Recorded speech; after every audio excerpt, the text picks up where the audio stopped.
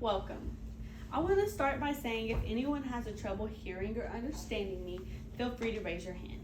Hi, my name is Megan, and I was a NICU mom this year of 2022. This right here is my beautiful and precious 7-pound, 13-ounce son, and his name is Xavier. He tested positive for a gram-negative bacterial infection, which resulted in him spending about 3 weeks in the NICU. For those of you who have never been in the NICU, there's something called hands-on time.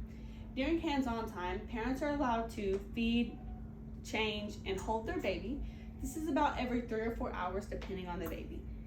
In the meantime, before the next hands-on time, you're not allowed to pick up your baby because they have to get a lot of rest to feel better and to heal. Therefore, the nurses will teach you lots of ways on how to calm or coddle your baby without picking them up. My goal today is to train you guys how to calm a baby and also explain to you why it's important to know how to calm a baby. By a show of hands, how many of you guys have either been a caretaker to an infant or a parent to an infant? Awesome. Well, then you guys probably know that it is important to make sure that they're fed, changed, and not tired before you try these new attempts that I'm going to teach you. Next slide, please. Alrighty, I'm going to go ahead and play a sound for you guys. During this sound, when you begin to feel at ease or overwhelmed, frustrated, I want you to go ahead and raise your hand for me.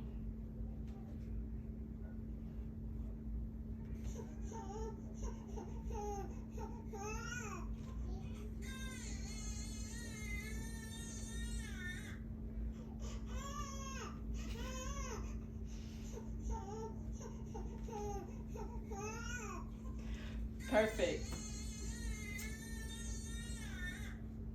Next slide. So oftentimes caretakers or parents, they become overwhelmed or frustrated by the sound of their baby and not being able to calm them. So there's this thing called shaken baby syndrome. Shaken baby syndrome is an often fatal, serious brain injury resulted from frantically shaking an infant or a toddler.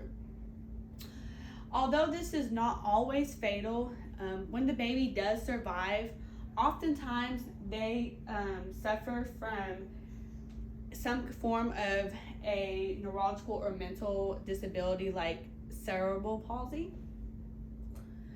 The death is caused by an increased intracranial pressure that results in cerebral edema, which is fluid around the brain, bleeding in the brain, or tears in the brain can cause shaken baby syndrome. I want to show you guys today what shaken baby syndrome might look like. If you look at the picture on the left, this is a baby who luckily survived being shaken by his or her caretaker. Although the baby did survive, he went through a lot during his lifetime. The baby had to have multiple IVs, spend quite a bit of time in the NICU, possibly go through surgery, and you never know, this baby might have some kind of neurological disorder as they grow up that might not be apparent until they're about 6 years old.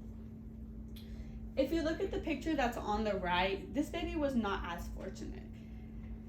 Sadly, this baby passed away from the injuries that he sustained during his injury of shaken baby syndrome. The lady on the left was the daycare worker of this baby, and sadly she got overwhelmed that she couldn't figure out what was wrong with the baby, and in a time she decided to shake the baby, and the baby passed away.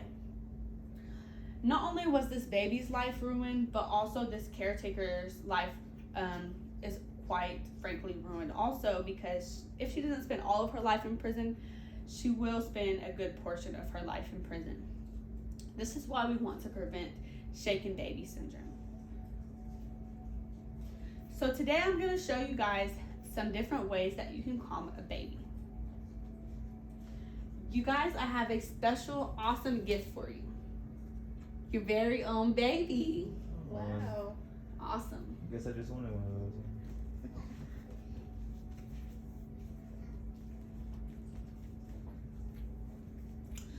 So if you don't know how to swaddle, there are a couple different options for you.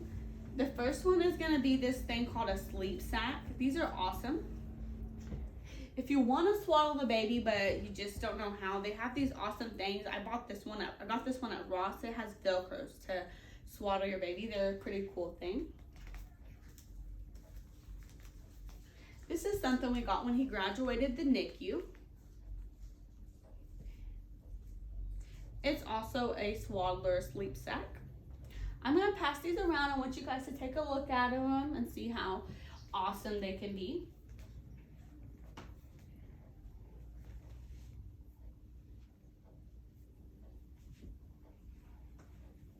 I also have some blankets so you guys can practice. I definitely encourage you to practice and ask questions. If you need help, feel free to let me know and I'll come around and help you guys with swaddling your baby. I have a pretty good picture right here that you can also follow along as I show you.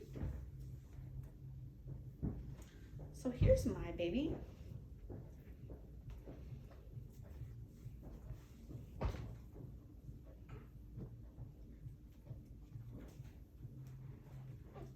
So the first thing you're gonna do is you're gonna take the top corner and you're gonna fold it down like this with the triangle, and you're gonna lay it on a flat surface.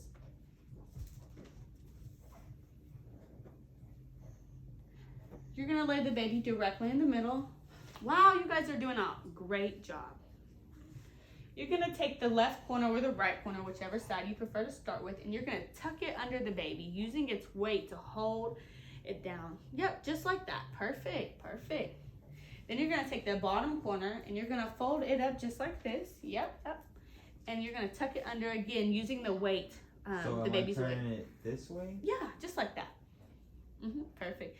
You're gonna take the opposite corner and you're gonna fold it and you're gonna put it under the baby. Is it okay that my baby's arms are out?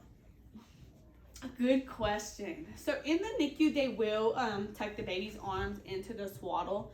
However, when you go home, they're going to encourage you to leave the baby's arms out because they can wiggle up and the blanket can suffocate them. However, in the NICU, they're on monitors, so if that was to happen, a nurse would run in immediately and uncover the baby. So what's the purpose of a swaddle? The swaddle is used because babies, when they're in their mom's tummy, they're used to feeling very tight and they can't move very well. So it kind of reminds them of that and also keeps them warm. Another trick that a lot of people don't think of is that your baby might be cold, or they also like to be kept warm. In the NICU, they're under a warmer constantly to keep them warm. But at home, you can take these blankets and you can put them in the dryer and swaddle your baby or cover your baby, and then it's a pretty good warmer. A lot of people don't think of that. It's a pretty awesome thing. Another option is they have these things called sweeties. They're these little purple things. You just take one little drop and give it to the baby. It's a sucrose solution, but it's basically like sugar water, and the baby loves it. They can be used multiple times, but you just really only need one little drop of it.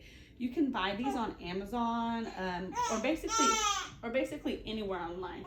Look, I think he wants some right now. But anyways, I'm going to pass this around. I want you guys to see. Like I said, you can buy them on Amazon. They're actually not too expensive. Hey. Hi. Hi.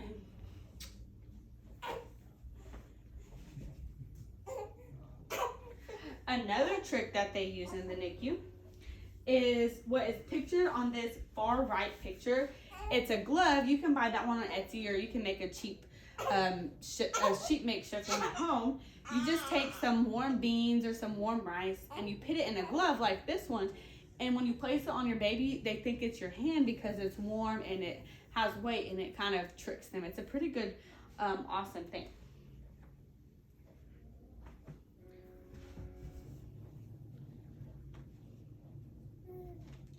Another thing is babies are like little humans. They like to see the world that they've just joined.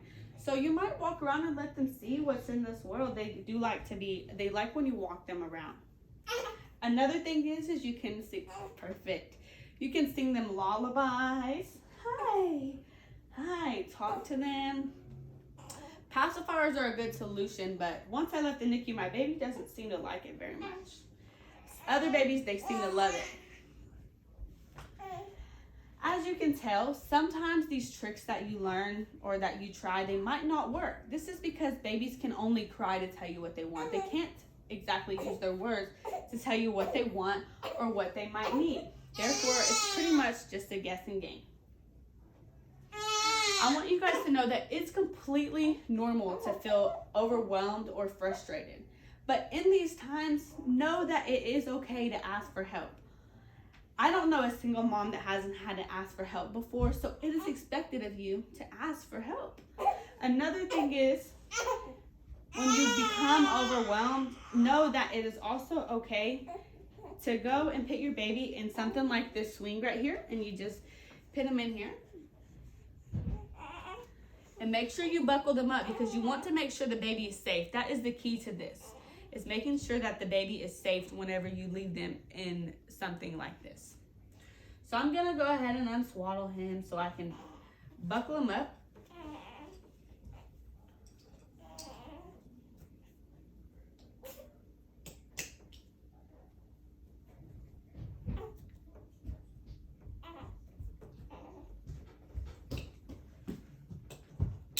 And I'll put the blanket back over him just so he's not cold, making sure not to cover his face.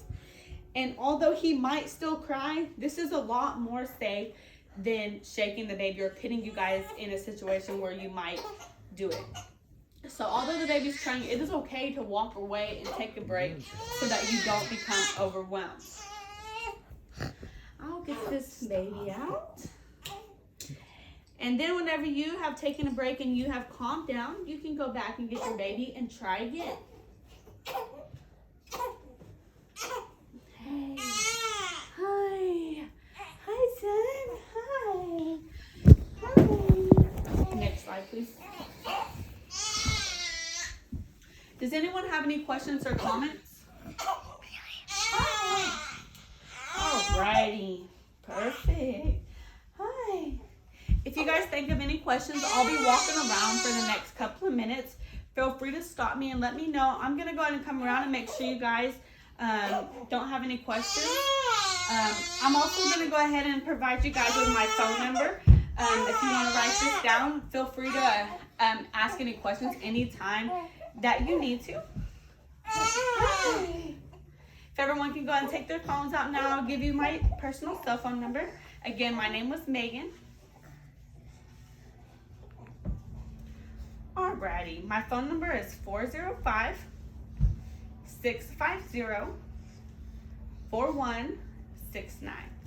I hope you guys all learned some new tricks to calm a baby. I have a question. Sure. So how long was your baby in the NICU for? My baby was in the NICU for almost 3 weeks. When he was 2 days old, he was transferred to a bigger NICU that could take care of him. Whenever he was there, he got out September the 5th.